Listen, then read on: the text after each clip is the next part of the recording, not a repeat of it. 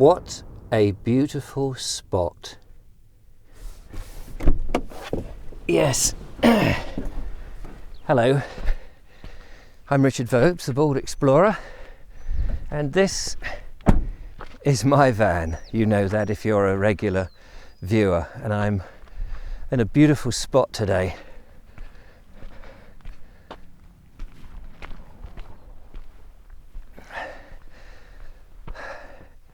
So today I thought I'd bring you up onto the South Downs and do a video about my van, because I've been slowly improving little bits and upgrading it and getting it ready.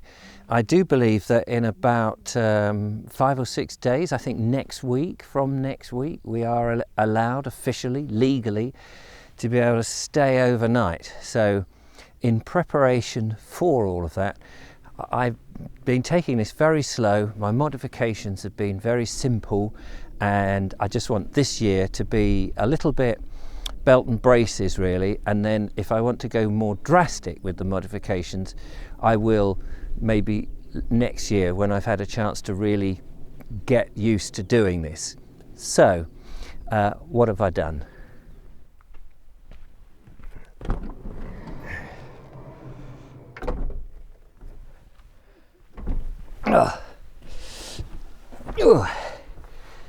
So here we go.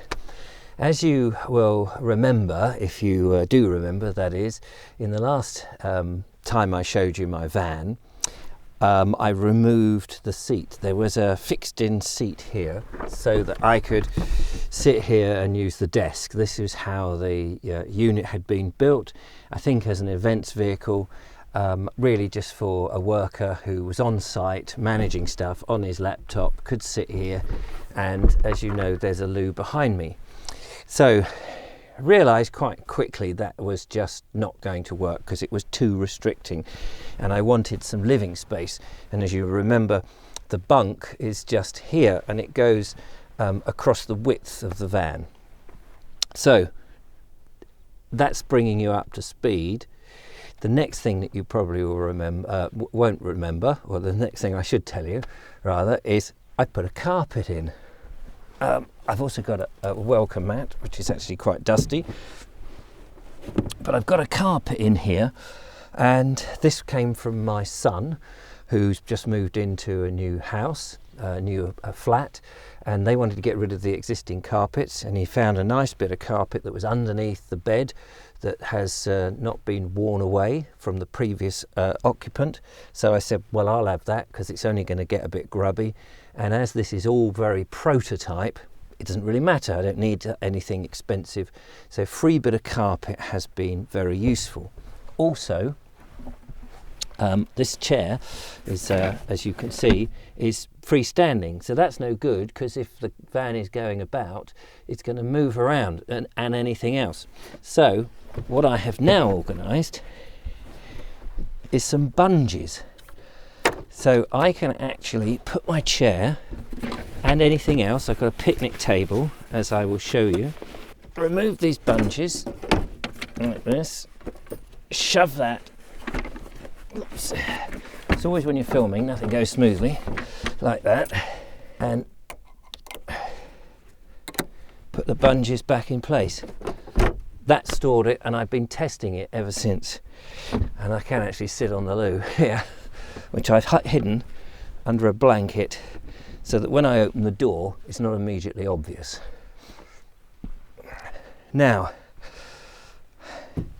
I've been buying some other stuff, which I want to show you. So at the back of the van, I don't know whether I've shown you this really before, but this is where the bunk is, and you still have all this space here in which to store stuff. So something else I've been meaning to buy, and I have now bought, is this portable stove, which is great. I've seen other people use it. It's a stouter stove, and it means that with the cooking utensils that I've got, they're going to be less wobbly than the much smaller stove. And so if I'm cooking inside the van with the door open, then this is going to be great. We'll have a look at that in a second in more detail, but also I want to show you the new investment, which is my, not a fridge, but a cool box. Let's move that out of the way. So the great thing about this cool box is it can be upright like a chest, but you can turn it over on its side, and also you can use it like a fridge door.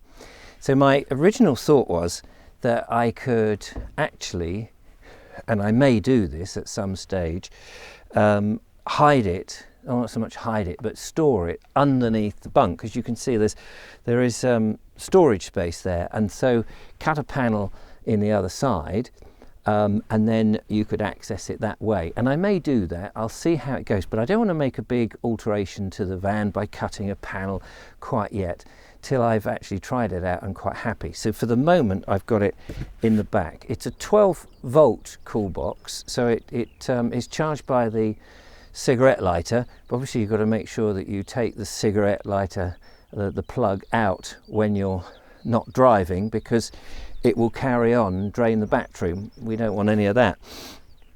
I have bought an extension cable so that I've hidden that now from the it can plug into the cigarette lighter, but it threads underneath the seats, and it goes underneath the carpet because it goes through the bulkhead underneath the carpet. I had to drill a hole in the little back panel to get it so that it would thread underneath here and then end up plugging in to the unit here.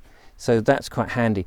If you've got hot food, you can do the reverse. You can change the polarity, apparently. Instead of cool air, it will just keep hot air circulating around whatever it is you've got in there. So it's a universal thing. I think it was quite expensive, I suppose. I think it was about £89, something like that. It's got a lot of space in it.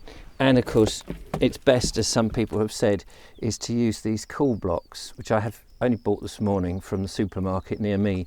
I'll probably get some better ones, but if you get those frozen beforehand, you're already half there. And I'm really only going to have things like milk, cheese, simple stuff, maybe a cold drink, nothing great, but I might have a bit of salad stuff that I want to keep in there, keep cool.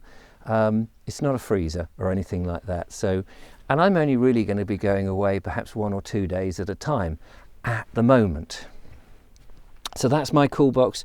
I've also put in little wedges down here, so it's locked solid and it won't move. Right. The next little item that I've been buying is a picnic table, so that one can cook outside if one wishes to.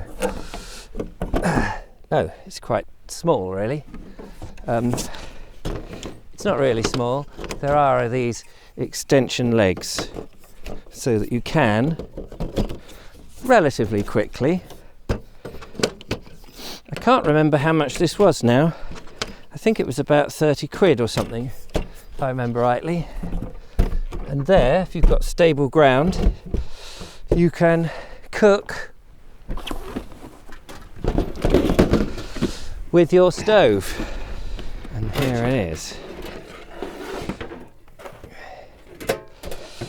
This is the stove. You reverse that around. And I believe in there is where the canister of butane goes. So, in theory, you could sit here on the edge of the van, which is great. You've got your fire. I've got my butane here, which, as I say, goes in there. I'm not going to fit it in at this precise moment, till I've actually practiced it a couple of times, because I know I'll look a complete idiot. And then with my cooking utensils, on with the kettle, and away we go. Fantastic. So lovely little chair for cooking outside, as well as I've got my little shelf on the inside there, should I want to do it there too. So I think I'm pretty much close to being able to go away now and be self-sufficient.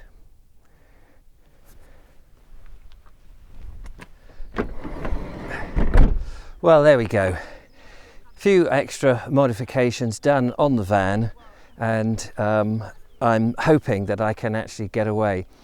I want to show you in another video, and I want to test out in another video, an app that I've got that gives you an idea of places that you can park, especially overnight, and observations about it. But I'll save that for another video, and I'll go and do a bit of a road test and see if that works. But in the meantime, I'm up here on the South Downs. I don't think I mentioned it, on Chantry Point, above Storrington, close to where I was in a previous video when I was looking for an unusual monument. It's a glorious day, bit windy, so I should go back now and edit up this video. So thank you so much for watching. Don't forget to follow, like and subscribe. Interested in your comments, of course. But until the next time, take care. Bye for now. Bye-bye.